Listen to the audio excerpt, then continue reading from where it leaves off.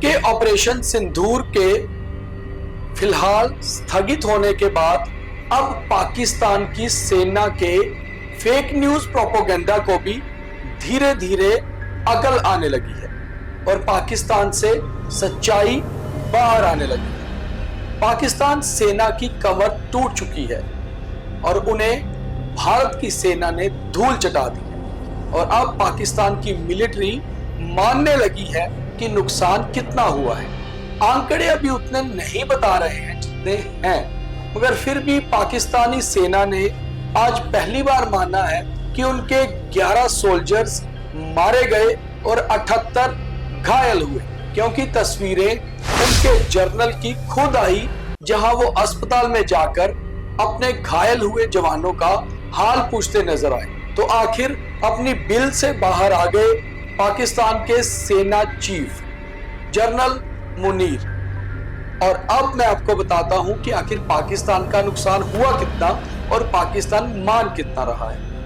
मेरा नाम है दीपक खजूरिया, आप देख रहे हैं द न्यूज रूम 24 आवर्स। जिस दिन भारत ने ऑपरेशन सिंदूर लॉन्च किया था 6-7 मई की मध्य रात्रि, और सुबह होते होते पाकिस्तान में करीबन खलबली मच चुकी थी जब उनके 90 से 100 के बीच में आतंकी मारे गए थे। आतंक के 9 ठिकाने ध्वस्त हो गए थे, मगर पाकिस्तान था कि झूठ का प्रोपेगेंडा लगातार चला रहा था। फेक न्यूज से नैरेटिव ऐसे सेट कर रखा था कि मानो वहां हुआ ही कुछ नहीं। हालांकि वीडियोस बहुत सारी बाहर आ रही थी और उसके बाद जब हमारे डीजीएमओ ने प्रेस कॉन्फ्रेंस करके वीडियोस तक दिखा दिए कि हमने आपके आतंकी ठिकानों से लेकर आतंक को पनाह देने वाली सेना के ठिकाने तक ध्वस्त कर दिए, तब कहीं पाकिस्तानी सेना को होश आई और उन्हें लगा कि अब हम दुनिया से सच नहीं छुपा सकते।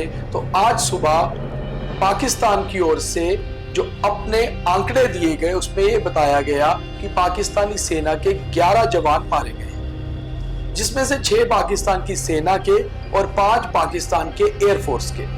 उन्होंने ये भी कहा कि 78 जवान घायल हुए, मगर यह भी अर्ध सत्य है, यानी कि आधा सच। झूठ से कम कुछ बेहतर।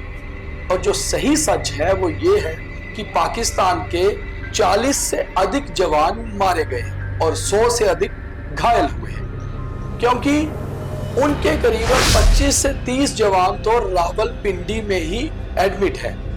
उसके अलावा लाहौर हो, इस्लामाबाद हो या कई और जगहें पाकिस्तान के जवान वहां भी घायल हुए हैं, क्योंकि जब भारत ने हमले बोले उनके एयर बेसिस पे और वहां पर जहां से वो भारत पे हमला कर रहे थे या फिर हमले का प्लान ही कर रहे थे, तो वहां पर उनके सैनिक जो थे वो पूरी तरह से निस्तोनाबूद हो गए, ध्वस्त हो गए।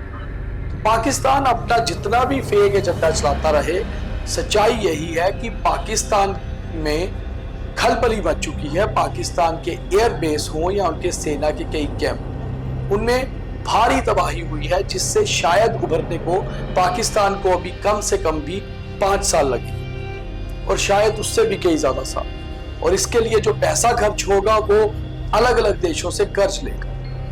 अब भारत की बात करें तो जो पाकिस्तान फेक न्यूज प्रोपेगेंडा चला रहा था उसके हिसाब से भारत के एक पायलट को उन्होंने पकड़ा है, जबकि सच्चाई ये है कि भारत के सभी प्लेन्स और भारत के सभी पायलट अपने घर सुरक्षित वापस आ गए थे। उसके साथ साथ भारत के 5 जवान शहीद हुए, जिसमें एक एयरफोर्स का और एक बीएसएफ का भी है, 3 जवान सेना के।